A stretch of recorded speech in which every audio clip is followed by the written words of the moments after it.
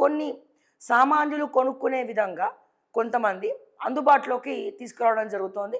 And electronic cars కూడా. So middle class ఇప్పుడు ఒక సగటున 10 లక్షలు 11 లక్షలు ఉన్నటువంటి కార్లు ఏవైతే ఉన్నాయో ఈ కార్లు కూడా ఇంకా తగ్గుముఖం పట్టబోతోంది నిన్న బడ్జెట్ పెట్టిన తర్వాత.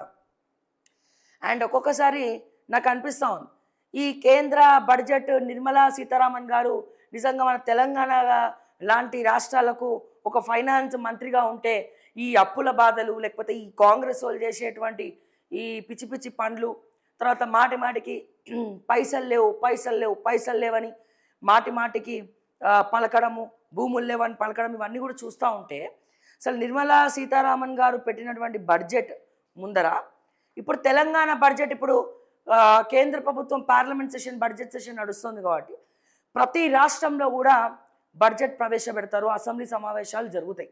మరి ప్రతిసారి బడ్జెట్ ప్రవేశపెట్టడంలో మన రాష్ట్ర ఆర్థిక శాఖ మంత్రి బట్టి విక్రమార్క గారు ఫెయిల్ అవుతున్నారు. ప్రతిసారి చెప్తా ఉన్నాను, లెక్కలేరానటువంటి లెక్కల మంత్రి ఎవరైనా ఉన్నారా నాయన అంటే అది బట్టి విక్రమార్క.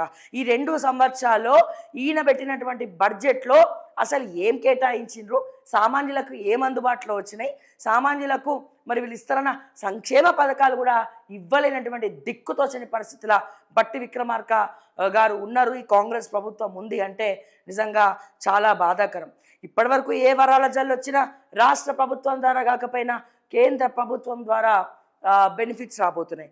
అండ్ అంతేకాదు మహిళలు ఇప్పుడు నిన్న బడ్జెట్ ప్రవేశపెట్టడంతో మహిళల కోసము ఏదో బీమా పథకం ఒకటి కేంద్ర ప్రభుత్వం షురు చేసింది. ఆ పథకాన్ని కూడా నిర్మలా సీతారామన్ గారు నిన్న చెప్పడం జరిగింది. సో దీని ద్వారా ఒకవేళ దీన్ని అప్లై చేసుకుంటే కనుక ప్రతి మహిళకు నెలకు 7,000 రూపాయలు రాబోతుంది. అంటే ఎక్కడ కూడా ఉచితాలు ఇక్కడ లేదు. ఇక్కడ ఈ బడ్జెట్లో ఉచితాలకు తావు లేదు, కాకపోతే కన్సెషన్స్ ఉన్నాయి. ఎంత బ్యాలెన్స్డ్గా ఆవిడ చాలా అద్భుతంగా బడ్జెట్ ప్రవేశపెడుతున్నారంటే నిజంగా finance principal government of India సెక్రటరీకి కానీ నిర్మలా సీతారామన్ గారు కానీ నిజంగా ఆవిడ చేసిన కృషి వర్ణాతీతం.